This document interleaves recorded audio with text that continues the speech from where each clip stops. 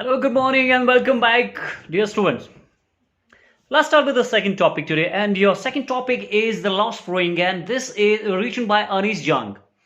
Basically, he is a Indian writer, and she won in 1964 in Rourkela, and all the formal education she received here in Hyderabad.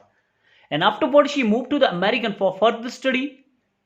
And having been completed her study, she started her career as a writer. So, here in India, she started her career as an editor and then as a columnist for major newspaper, not only in India but also in abroad. And she authored many books. But she came in limelight after the publication of Unveiled in India, The Life of Women in India, which published in 1987. And afterward, this book that we are going to discussing, Lost Spring, published in 2005. In this chapter and in this lesson, Anish Jung highlighted and analyzing the grinding poverty and the tradition of those children, especially live the life of exploitation. Here, this story has been divided into two parts. The first one, which is associated with the family of rag pickers, and the second one is associated with the not rag picking. Actually, the first one is rag picking, and the second story, in which we will move later, maybe I may make the different video for this. So that was about Bengal industry, how they have engaged themselves in this, and how they are losing their eyesight, how they are losing themselves physically, mentally. Not only that, but also they have lost everything. You see the lost spring here, because this is a symbolic meaning here. Lost spring and childhood actually is very similar. Both are growing, both are carefree. So it is the period of the refreshness. It brings life to in the spring season, and at the same time in childhood. But you have seen, and you would see later, that both have lost these things in the first part. So let's start with the first one. This is about a Saheb who came from Dhaka, Bangladesh in 1971. It is because their house has swept by some winds, some storm. Not only their home but also their field, the swept away with that maybe flood and some other calamities. Saheb E Alam always looking for something in the garbage, and he tried to look something like a gold, and sometime you see some coins and some rupees note. So one day, author asked him, why did you do this? He said that I had nothing to do, and there is no school in my neighborhood, and I can't go anywhere. And if you can build, so I will happily come. And the author here made the false promise to him that if I build, so will you come? With a broad smile, he said, of course, I will come. And after some time, when he come up to the author, asked, have you made your school? She feels so embarrassed. You see, she feels very ashamed of having been made such a false promise which has no meaning at all. Then after months of knowing them, he asked his name. He said that my name is Saheb E Alam, and unaware of the meaning of his name, which represents Lord of this universe, Lord of this earth, he roams here and there in the street with his friends, especially those army of those barefoot boys who have no shoes to wear. One day I asked, you see, because they were the people, and they were the children who appear like morning world in the street, and afterward, till afternoon, they disappeared somewhere. One day I asked them, why did you not wear chappal and shoes? He said that because my mother did not bring them down from the shelf. One boy added, if she did, he will throw them off. And this was a boy who has worn mismatched shoes. Author comment over his shoes, but he tried to shuffle that.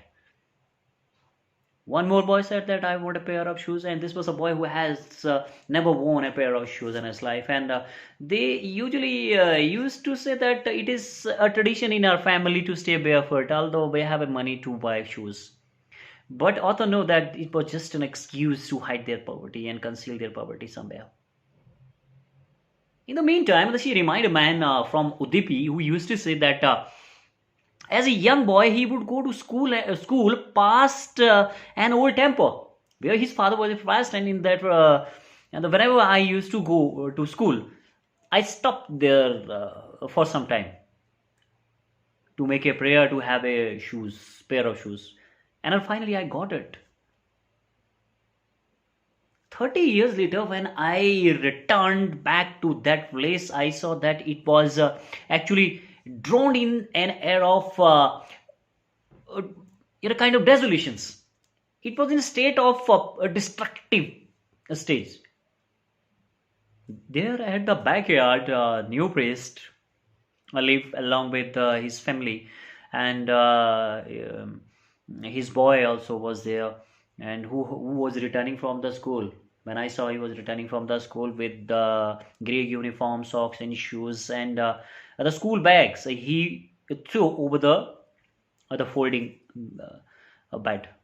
Having been seen that, I remind that man again that who fulfilled his wish through the goddess, and finally made one more that never let me lose that pair of shoes. This wish also fulfilled the goddess. Then I thought, the boy like this, in the prized son, who has everything, but there are many who remains deprived of all these things, like in my vicinities, these rag pickers. Having been very much familiar with these rag pickers, I accompanied with them to the Simapuri area. Basically, the Simapuri is a slum area of Delhi, and at the periphery, at the edge of the Delhi. But metaphorically, for these rag pickers, it is very far away. Far away here, miles away. Why? Metaphorically, why it is said that Delhi is far away, yet miles away from them? Because they don't have anything. The Delhi is the capital of India, where the nation's policies are made. Being the capital of India and being very close to there, Delhi cannot help them anymore. So it is out of reach, especially those of rag pickers here. And then they were living there illegally, scattered here and there. They came in 1971 from Bangladesh. At that time, this place was in a wilderness. No one lives there. But today it is no longer empty. 10,000 rag pickers are living here, who has erected the structure of mud and covered with the tin and tarpaulins, devoid of sewage and water system. Water is running here and there. They have nothing to show that yes, we have identity of that kind. That's why I'm living here. They have no permission to stay there, and they have enlisted but themselves in the voter list so that they have a ration card. They can buy their grains. I asked. Here, author asked that why did you? The group of women here, author asked the group of women who has both the tattered, torn, you see, फटी हुई साड़ी पहने एक औरतों के समूह से पूछती है कि why did you leave your beautiful home and green field at Dhaka? They said, if Delhi and if this place can feed us and can, and while having been lived here, if this place give some money to us, if we can feed our family properly, if we can go our bed without aching in our stomach, so it is right, it is nice to be here, than to that place which give us nothing to eat. Author got the idea. So, having been lived here, what kind of profession they do here? Here is the rag picking. Living in the Simapuri means picking the rags, and for these peoples, the rag is like a gold. It is their bread. having been doing the same work for a long time, they got the proportion of fine, proportion of, you see the kind of, I must say, the proportion of a fine art. It make a big difference. So here, rag picking is a gold for them. It is their bread. It is their roof over the head, whether it is leaking. But for the children, it is something different. The same thing I found and we saw in state of that where Saheb E Alam found 10 rupees note in the garbage, and his happiness, that was out of, has no boundness. His eyes lit up with the brightness, that happiness.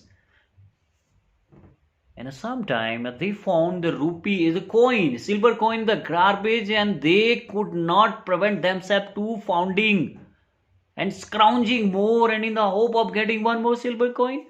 It seems that the garbage for them, meaning of garbage for the children is something different. It is rapid, you see, a rapid bundle.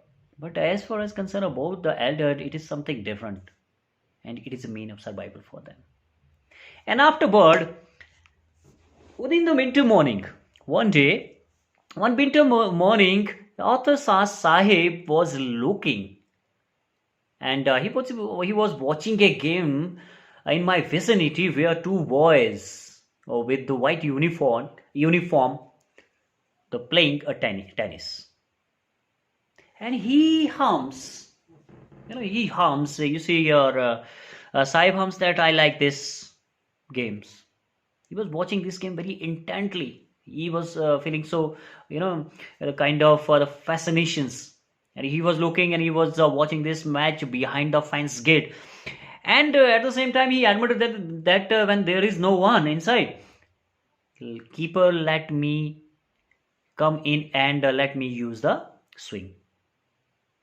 And after some time, I saw that he has wore tennis shoes, although there was a hole in one of them, but it doesn't matter him. He doesn't bother about that it has a hole, because this, although it was not very bad, just one hole in a shoes, because these were the shoes which has which maybe discarded by some rich boy and refused to, and he has rejected to put on to wear, because it has a hole. And so shoes like this for a boy who never wore and who never owned a pair of shoes and who always walk barefoot in the street. So the shoes of this, the shoes of that sort, to that type of, and that for those children is like a dream coming true. The dream come true. And as far as about the game, the game he was watching was out of his reach, because it was so expensive to buy shoes. It was expensive to racket and a ball and others uniform of the tennis. So afterward, after some time, I saw that Sahib was working at a milk booth. Actually, he was going somewhere, and in his way to the milk booth, actually, to here in his hand is a steel canister, and he said that nowadays I'm walk at down the road, pointing toward the far distance. I asked, are you happy with having been there? Are you happy there? When I put up that questions, his face fell down, and it was pretty clear that he was not happy at the tea stall. Although he said that I have been working here, and the owner gave me 800 rupees and all of my meals. It seems here that he has almost surrendered himself to that owner who paid him 800 rupees and all his meal. And now it was also clear that he was not happy. Why? Because he has lost his freedom. He has lost his carefreeness, and he has lost the way, and whatever he desired to do has lost. He can't do here anything that he wants. He has to do as per instruction of the owner. So steel canister that he's carrying here seems to be very heavy for him. While before this he used to carry and lifted the big bag of plastic over his shoulder, but it seems pretty light to carry because it was his own. Understood? He has lost his freedom. He was no longer the master of his own thought, own thinking, and whatever he wanted to do in his life. It was no longer in his approach. Thank you. And this was here. Have noticed that what did he lost? He lost his childhood. All right.